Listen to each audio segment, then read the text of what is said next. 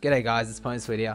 As an ambassador for World Vision, all proceeds from my videos go toward helping children and families in need. Just by watching this video, you may end up saving a child's life. See my channel for more info, and together let's do our part to heal the world. Alright, so what's up guys? Look, I'm gonna complete this little investigation into how reliable kill-death ratio is in comparing different players in Black Ops 2, but really this sort of applies to any Call of Duty game, I suppose. But mainly with a focus on Black Ops 2. So that's the goal for today. I've already done a part 1 where I explain all the different factors that affect your kill-death ratio, so you really need to go and actually check that video out if you haven't yet, because otherwise you're not going to understand the conclusion that I come to in this video. So I'll put a link in the description so you can go and watch it if you haven't already. But otherwise, let's move along. Now, it's been a couple of days since the last commentary, so I thought I'd just do a bit of a quick revision of the different factors that I've covered. Like I said in that commentary, there are probably more factors that I haven't thought about, but those are the 6 main ones that I covered. The first one was experience and knowledge of the game. Obviously, that's going to affect your kill-death ratio, your connection to the host, or whether or not you are host. That's obviously going to affect as well. Then there's also the fact that, you know, some people try and like complete all the guns and get all the attachments and all the gold camo and all that kind of stuff. And special thanks to Chris in the last commentary. He also mentioned that challenges as well, which is something I did forget to mention. You know, a lot of challenges actually put you really out of your way to try and complete them, which is, you know, going to affect your kill death ratio.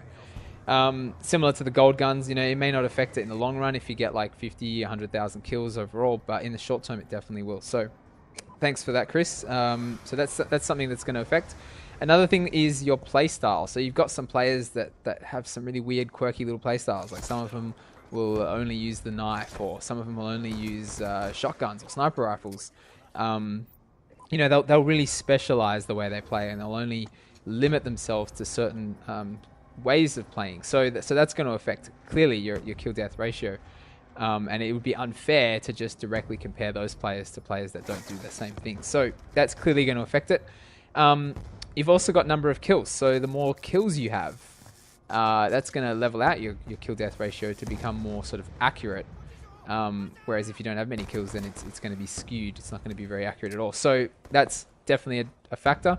And finally, and this is where I left you guys off last time, other players that you play against, different regions, different skill levels for different regions, that kind of thing. That's obviously going to affect your kill-death ratio. But something I didn't get a chance to finish with last time because I ran out of time was also not just the players that you play against, but the players that you play with. So there's a lot of people out there that won't play online matches unless they have their friends with them. So, you know, they're partied up with some other good players. And that's obviously going to affect your kill-death ratio because, you know, you got friends that are using like VSATs or UAVs, or in Modern Warfare 3's case, ballistic vests. Check out that shot. That was awesome. Straight through the container. You know, so that's going to affect your kill-death ratio as well.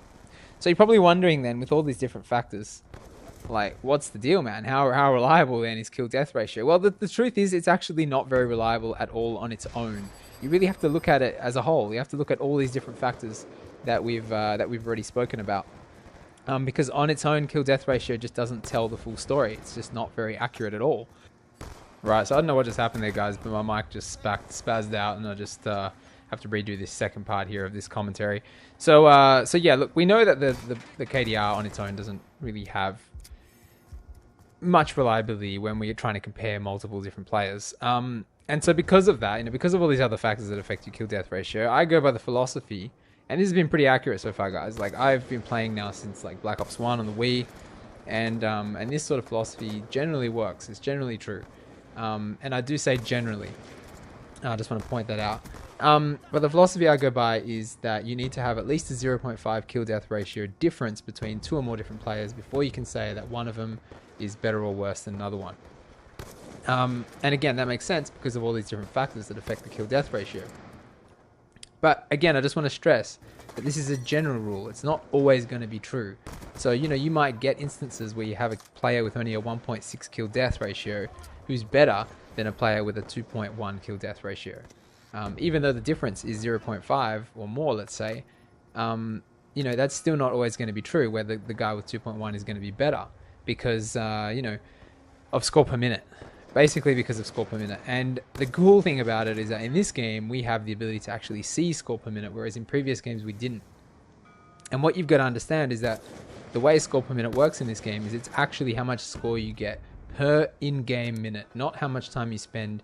It doesn't take into any account when it takes into account like the time with how much time you spend sitting in a lobby waiting for a match to start, or setting up your classes while you're online, or anything like that. It only counts how much time. It only counts the time spent in game, actually playing the game. So, so the reason that's important is because, like,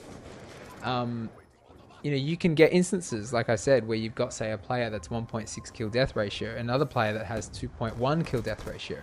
Now, if all you did was said, oh, look, he's got a difference of 0.5, so that guy must be better, then you'd be wrong. Because if you don't also look at the score per minute, then you don't know how that player actually plays.